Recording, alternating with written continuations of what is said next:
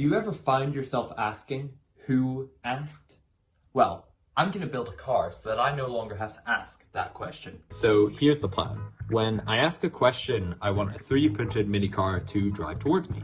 The car will have multiple sound sensors to pick up my voice. Once the sensor actually picks up my voice, I want the sensor to send a signal back to a development board which is on top of the car, which causes the motors to actually drive the car. Ideally, I would also want the car to be able to turn towards me when I move to different angles, but I'm not too optimistic about that. I'm the trash man!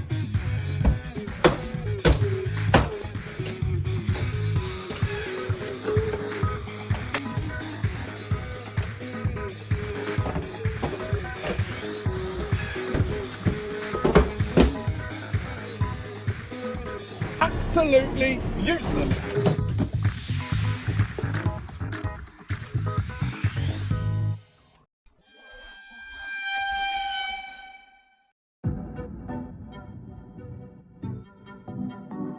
This is the sound sensing part of the system. Here, there's a 9-volt battery that powers the development board, and the 9-volt battery is stepped down through a linear voltage regulator. This is actually stepped down to 5 volts, which is powering my sound sensor. I set up some code for reading the sound sensor and did a sound to distance test. When this value spikes to 1, the sound sensor has picked up a sound.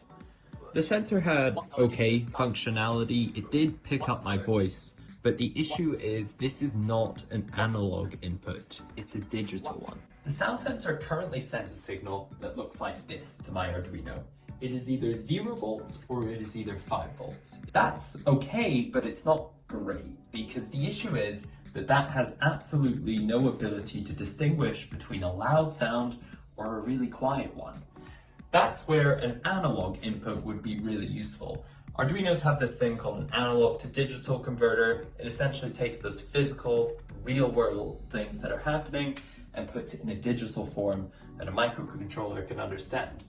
Essentially, the way it works is that if there is an analog reading of 0, then that will correspond to no sound, or 0 volts. If there is an analog reading of 1023, that will correspond to a big sound, which will accommodate to 5 volts. And if there is an analog reading of, say, 500 between those two, that will correspond to a voltage of 2.44 volts, or a kind of medium sound.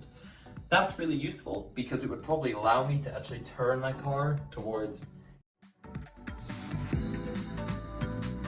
areas of decreasing volume so that I could kind of guess about where someone was in a room.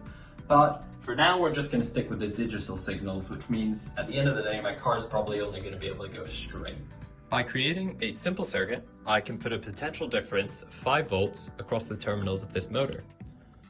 That means I can test its operation. When I chuck a wheel on, it looks even better. Wow! For the purposes of this system, it's not simply good enough just to have this running constantly. For that reason, I need to use this little guy here. This is a H-bridge motor driver, and it has the ability to control 2 DC motors. You can control the direction of the motors using a digital signal, much like the one we talked about earlier.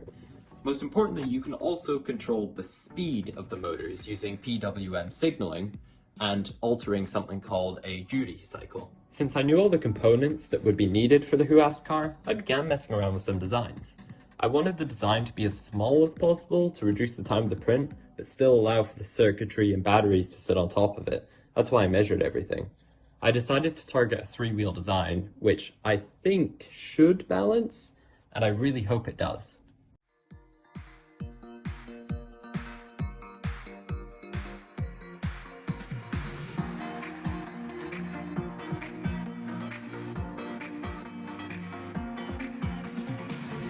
Fun fact about the main body, gravity does actually exist, and it meant that I had to produce extra supports for the structure when I went to 3D print it.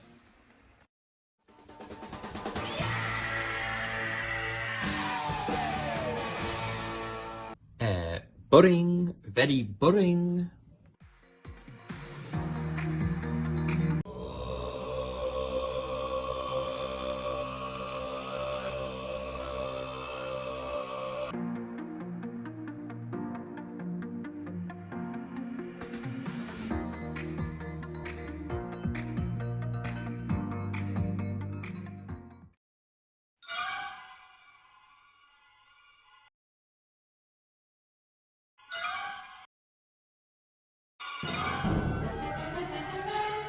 Before we can actually go about testing our system, getting it running, we actually need to consider the power in the system. Right now we've got this 9-volt battery and it's stepping down to 5 volts through this linear voltage regulator.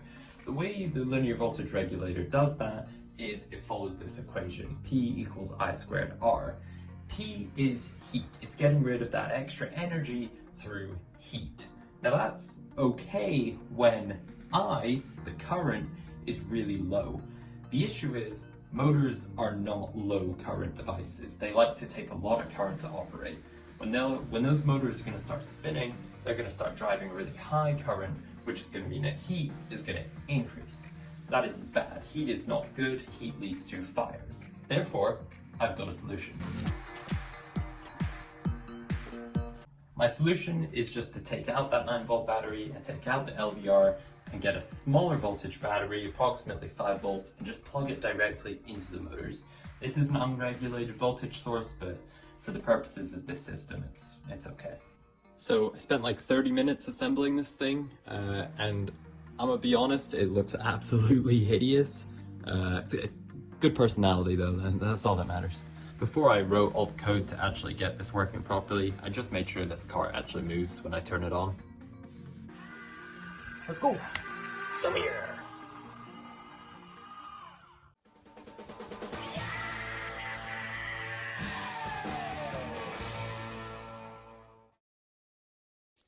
Oh, brother, this guy stinks!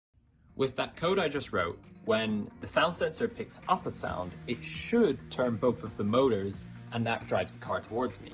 The issue is, that is not what happens. Only one of the motors is spinning, and when I switch it over to the other motor works. So I know now that the problem is not with the motors, but actually the problem is with the motor driver.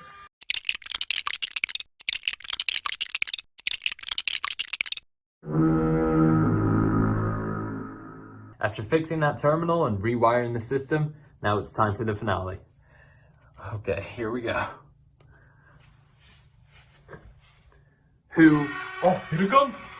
Oh no. Yeah. Alright. Well, that's it driving towards me. I think I would know how to get this thing to turn towards me and stuff as well, but it would involve a lot more sound sensors and a lot more motors. So I'm not gonna do that because I wanted to get this video out a month after the first one, and it is now over a month. So from me and the car, goodbye.